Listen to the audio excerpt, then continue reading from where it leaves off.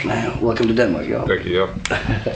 So you're here with the Clan, but you're also here, you know, to kind of promote your new album, which is, you proclaim that it's your most focused album It is my most focused album. As far as me doing the Bobby Digital projects, I did 3 Bobby Digital albums.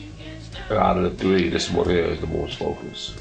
I mean, how come, what makes it the most focused one? I think I was focused, you know. Sometimes I do music, you know, just go get high and just go sporadic.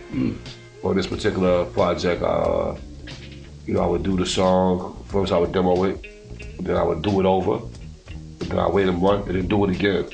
You know what I mean? So every lyric is concise, the performances I think is very good. The cadence of my lyric is great.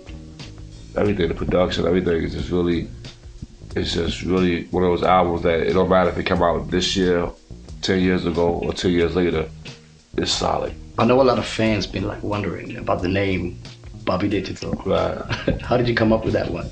Well, first Bobby Digital was an alter ego of myself, you know. My mother, you know, my name is Bobby Diggs. And I realized that the world was going digital and needed to go digital about 10 years ago, and I just took that name upon myself, you know what I mean, to help spread it. It was an alter ego I would use to kind of use the character to escape, you know, to say things that I wouldn't normally say. I'd get away with it, you know what I mean? If I do something stupid, Bobby Digital did it, and nobody could blame RZA. But now the character has kind of grown into his own thing. It's more like now it's like a movie, like I'm playing a character in a movie. Once I started doing Hollywood films and I started playing different characters, I kind of learned a little more about how to walk away from a character.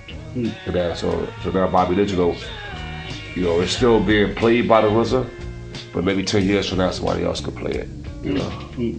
You say, you know, you've been doing movies, you've been doing animations, you've been doing like a bunch of stuff. Like, what's the next move? I mean, you know, I've been striving to be a movie director for 6 years. I've been studying. And the way things look, this November, if things go proper, how it looks, I'll be doing my first directorial debut movie called The Man with the Iron Fist. Oh, man, that's... Heard about that, man.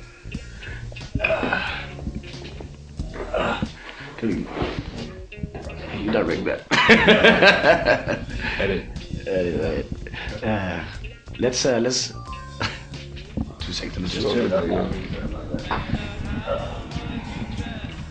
RZA, can I ask a question? You think hip hop is dying? 15 years, man. You've done so many great albums. I got one question, man. What album is the one that you're most proud of the whole Wu era? You know, it's hard. I say the easy way out. The easy way out, I gotta, you know, sometimes I say Cuban Link, I say Liquid Swords, but I'm gonna say 36 Chambers because that's the purest one. That's the one that was unpredictable, unexpected, and nobody knew what the fuck it was until you got it. How many meetings did you guys went to and play that album and had like record executives looking at you like, what? Like, how did people respond to it at the labels? Went to a lot of meetings at different labels, and it was more like, you know, we had the Protect Your Neck video, we had the single that was doing well in New York, and we would go in, then we'd play a couple more songs, and they basically said it'll never sell, it's too hardcore.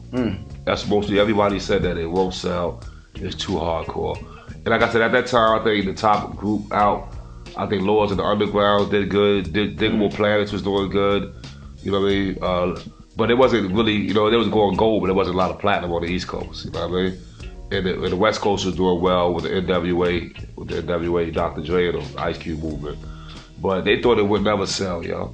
And they was wrong because I told them it's going to sell because, yo, people want to feel how we feel. If you're looking at like today's rap game, like everybody seems to like Kanye West as a producer and everything. Is it wrong if I say that he somehow is doing what you've been doing always, like with the chopped samples and pitching vocals, just like taking more obvious samples? Yeah, well he said that's what he's doing, you know. He admitted that's what he's doing. He was influenced by Wu-Tang, influenced by my production style, influenced by Ghostface lyric style.